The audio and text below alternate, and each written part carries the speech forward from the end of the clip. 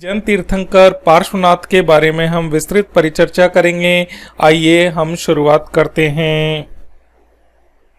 इस video lecture के तहत हम प्रमुख निम्न बिंदुओं की चर्चा करेंगे, जिसमें हम मुख्यतः पहले शुरुआत करेंगे कि जैन धर्म का प्रारंभिक इतिहास कैसा है।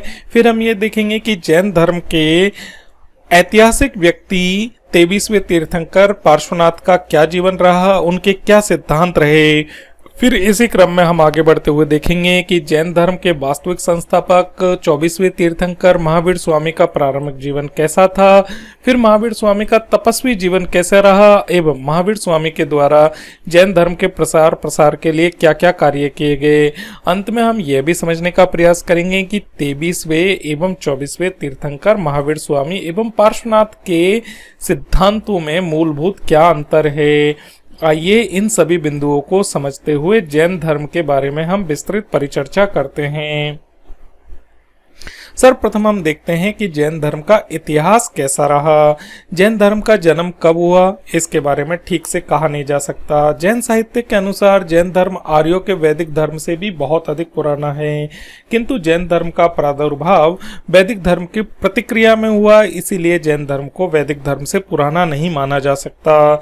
जैन धर्म की स्थापना एवं विकास में योग देने वाले तपस्वी एवं सन्यासियों को तीर्थंकर कहा गया है, अर्थात ऐसे व्यक्ति, ऐसे महान पुरुष जिन्होंने जैन धर्म को पल्लवित किया, पोषित किया, उसकी वृद्धि की एवं प्रचार प्रसार किया, वे सभी व्यक्ति जैन धर्म या जैन दर्शन में तीर्थंकर कहलाते हैं।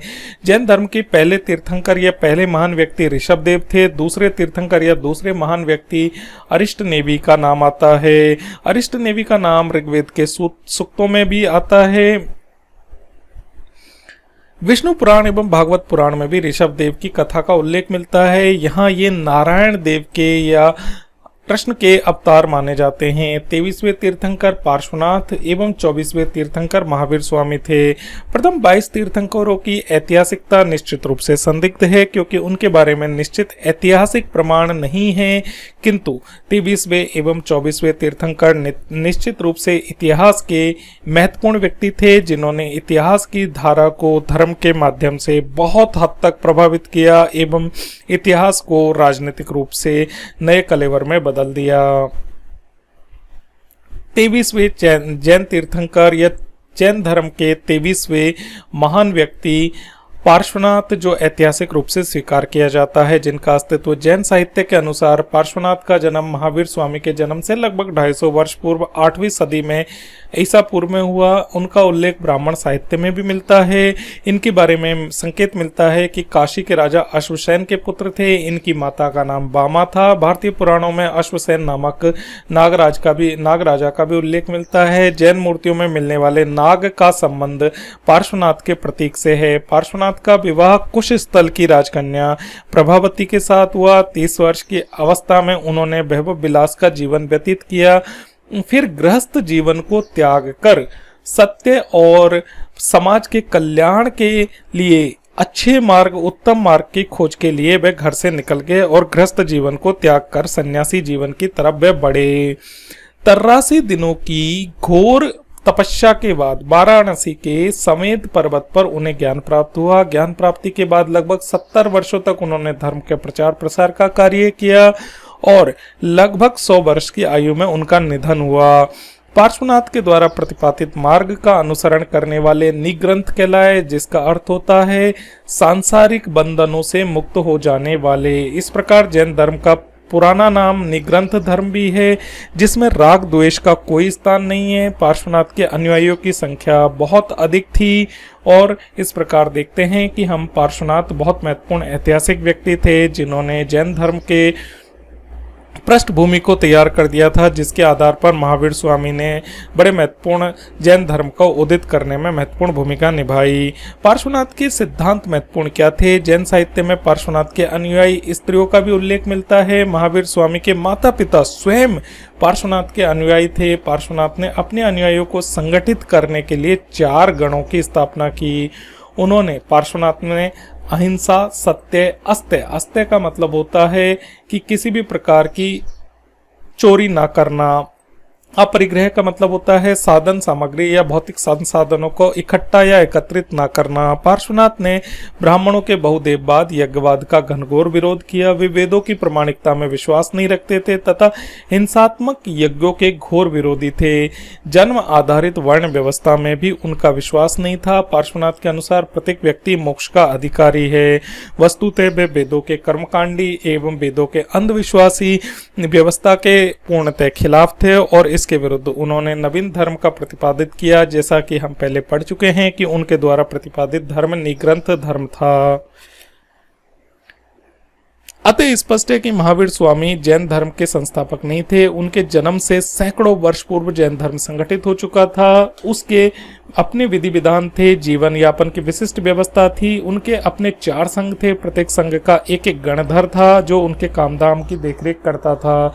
महावीर स्वामी ने मौजूदा व्यवस्था में सुधार करके उसे बहुत अधिक लोकप्रिय बना दिया। इसीलिए महावीर स्वामी को जैन धर्म का संस्थापक नहीं, लेकिन जैन धर्म का वास्तविक संस्थापक या जैन धर्म का महान सुधारक हम मान सकते हैं। अब देखते हैं कि जैन धर्म के 24वें तीर्थंकर या महान व्यक्ति महावीर स्वामी की क्या भूमिका रही। जैन धर्म के 24वें तथा अंतिम तीर्थंकर महावीर स्वामी का जन्म 599 ईसा पूर्व में वैशाली के निकट कुंडग्राम में ज्ञातृव्य कुल में हुआ। कुछ स्रोतों के अनुसार महावीर स्वामी का जन्म 540 ईसा पूर्व भी बताते हैं। उनके पिता सिद्धार्थ ज्ञातृव्य क्षत्रियों के छोटे से राज्य कुंडग्राम के राजा थे। महावीर की माता का नाम त्रिशला मिलता है जो लिच्छवी वंश के प्रसिद्ध राजा चेटक की बहन थी। महावीर स्वामी के बचपन का नाम वर्धमान था। उनके जन्म पर ज्योतिषियों ने भविष्यवाणी करी थी कि यह बड़ा होने पर चक्रवर्ती राजा बनेगा या परम ज्ञानी महान भिक्षु बनेगा। वर्धमान को बाल्यकाल में क्षत्रियोचित शिक्षा दी गई, अर्थात क्षत्रिय विधि विधानों एवं अस्त्र शस्त्रों के बारे में गहन उनको प्रशिक्षण मिला। महावीर स्वामी का प्रारंभिक जीवन के तहत ही हम देखते हैं कि युवावस्था में उनका विवाह यशोदा नामक एक राजकन्या के साथ किया गया। इस वैवाहिक संबंध से उनकी एक पुत्री भी हुई जिसका विवाह जामाली नामक क्षत्रिय सरदार के साथ किया गया। जब वर्धमान या महावीर 30 वर्ष के थे तब उनके पिता का स्वर्गवास हो गया। इस घटना से उनकी निवृत्ति मार्गी प्रवृत्ति और अधिक मजबूत हुई और उन्होंने अपने बड़े भाई नंदीवर्मन से आज्ञा लेकर घर त्याग किया और भिक्षु बन गए। महावीर ने 13 माह तक भिक्षु के वस्त्र धारण किए, घोर तपस्या की, कठोर साधना की, परंतु उन्हें अपने लक्ष्य में सफलता नहीं मिली। इस पर उन्होंने भगवान पार्श्वनाथ के संप्रदाय को छोड़ दिया और अकेले ही तपस्या करने लगे। उनके वस्त्र जीर्ण शीर्ण होकर गिर गए। वर्तमान निर्वस्त्र रहने लगे। उनके नग्न शरीर पर कीट पतंगे काटने लगे, परंतु वे पूर्णतः उदासीन रहे। 12 वर्ष तक शरीर की उपेक्षा कर वे सब प्रकार के कष्ट सहते रहे। उन्होंने संसार के समस्त बंधनों को उच्छेद कर दिया। संसार से वे सर्वथा निर्लिप्त हो गए। अंत में जामिया ग्राम के समीप रिज्जुवालिका नदी के किनारे महावीर को केवल्य ज्ञान की प्राप्ति हुई। तभी उन्हें केवलीन की उपाधि मिली। केवलीन अर्थात इंद्रियों को जीत लेने के कारण उन्हें जिन कहा गया। साधना में अपूर्व साहस दिखलाने के कारण वे महावीर कहलाए। समस्त सांसारिक बंधनों को तोड़ देने के कारण वे निग्रंथ कहलाए। सत्य का ज्ञान हो जाने के बाद महावीर ने जन सामान्य को जीवन यापन का सही मार्ग दिखाने का कार्य किया। वे अपने विचारों का प्रचार प्रसार करने के लिए स्थान स्थान पर घूमने लगे। मगध, काशी, कौशल आदि राज्य उनके प्रचार के क्षेत्र थे। महावीर स्वामी का कई राजवंशों से निकट का संबंध था, इसीलिए उन्होंने अपने विचारों के प्रचार में राजवंशों की काफी सहायता मिली। महावीर स्वामी के द्वारा जैन धर्म का प्रचार प्रसार। महावीर की सत्यवाणी जीवन के सरल मार्ग से प्रभावित होकर सैकड़ों हजारों लोग उनके अनुयायी बन गए। राजा महाराजा, वैश्य परिवार एवं व्यापारी उनके सदस्य बनते चले गए। उपदेशों का अनुसरण करने लगे। धीरे धीरे उनके अनुयायियों की संख्या निरंतर बढ़ती चली गई। जैन साहित्य के अनुसार लिच्छवी वंश के राजा चेटक, अवंती के प्रदत्त, मगध के राजा बिम्बिसार, अजातशत्रु, चंपा के राजा दधिवाहन, सिंधु सौबीर का राजा उदयन सहित अन्य तत्कालीन राजा महावीर स्वामी के अनुयायी बन गए थे। बौद्ध ग्रंथों के अनुसार बिंबिसार और प्रद्योत महात्मा बुद्ध के भी अनुयायी थे। इससे पता चलता है कि उस युग के हिंदू शासक धार्मिक दृष्टि से बहुत अधिक उदार एवं सहिष्णु व्यक्ति थे। वे ज्ञानी पुरुष का समान रूप से आदर करते थे। इसी कारण उन्होंने जैन एवं बौद्ध दोनों धर्मों का अनुसरण किया एवं दोनों को अनुयायी के रूप में स्वीकार किया। अंत में 527 ईसा पूर्व में 72 साल की आयु में पावापुरी में महावीर स्वामी को मोक्ष प्राप्त हुआ। कुछ स्रोतों के अनुसार उनका निधन 466 ईसा पूर्व में माना जाता है। उनके निधन के बाद जैन धर्म उनके बताए सिद्धांतों पर चलता रहा और उनके मुख्य शिष्य जैन संघ का प्रबंधन निरंतर करते रहे। पार्श्वनाथ एवं महावीर स्वामी के सिद्धांतों में मूलभूत कुछ अंतर भी है। पार्श्वनाथ तथा महावीर स्वामी के सिद्धांतों में विशेष अंतर तो नहीं है। पार्श्वनाथ ने 4 व्रतों की आवश्यकता पर जोर दिया और महावीर स्वामी ने उनके 7 ब्रह्मचार्य नामक एक व्रत और जोड़ दिया। पार्श्वनाथ ने अपने अनुयायियों को वस्त्र पहनने की स्वीकृति दी, परंतु महावीर स्वामी ने जैन भिक्षुओं को निर्वस्त्र रहने को कहा। महावीर अपने बताए सिद्धांतों से 2 सिद्धांत ब्रह्मचार्य एवं वैराग्य पर अधिक जोर देते थे। इस प्रकार हमने इस वीडियो लेक्चर के तहत देखा कि किस तरीके से महावीर स्वामी ने जैन धर्म के उदय एवं जैन धर्म के विकास में बहुत अधिक महत्वपूर्ण भूमिका निभाई और जैन धर्म का प्रचार प्रसार भी किया एवं जैन धर्म को अपने विशिष्ट ज्ञान एवं कौशल एवं सरल भाषणों के माध्यम से, उपदेशों के माध्यम से, शिक्षा के माध्यम से जन जन में लोकप्रिय बनाया।